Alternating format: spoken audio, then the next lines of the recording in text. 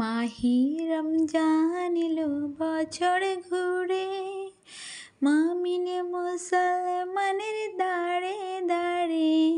আসসালামু আলাইকুম।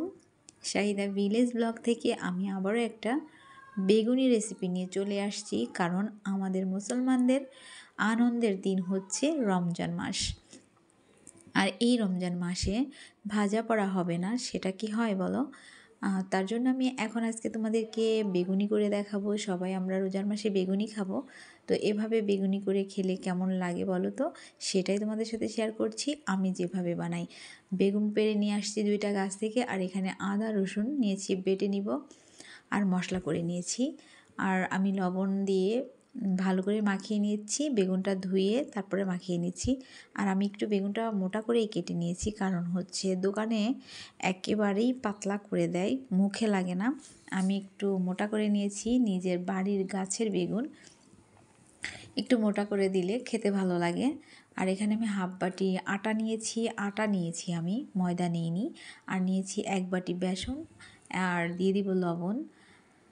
এখন আমি মশলা গুঁড়ো করে রেখেছি, আমি কিন্তু গরম মশলাটা বেটে নিয়েছি। আর জিরা আর ধনিয়াটা গুঁড়ো করে নিয়েছি, দিয়ে দিব হলুদ গুঁড়ো, মরিচের গুঁড়ো। ভালো করে হাত দিয়ে মাখিয়ে একটু একটু করে পানি দিব। এখানে আমি না দিব বেকিং পাউডার, না বেকিং সোডা, আর না দিব ফুড কালার। এই যে মরিচের গুঁড়াটা দিয়েছি, এটাই কালার হবে।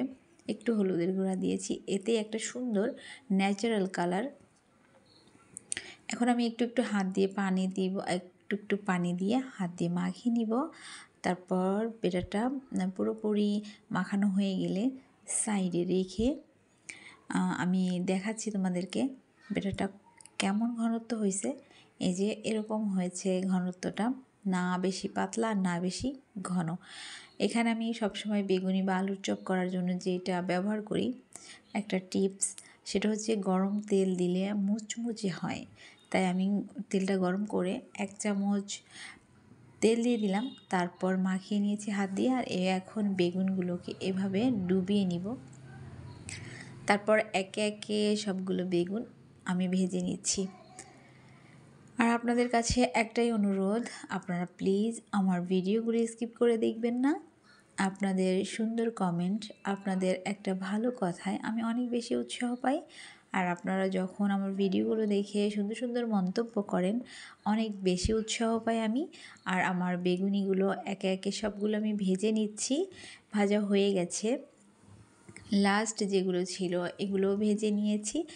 তো আমার বেগুনিগুলো অনেক বেশি টেস্টি আর খুবই সুন্দর হয়েছে। আমি খেয়েও তোমাদেরকে দেখাচ্ছি, দেখো বেগুনগুলো কত সিদ্ধ হয়েছে।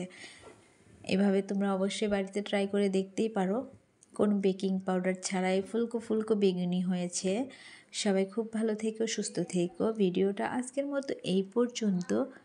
আল্লাহ হাফেজ।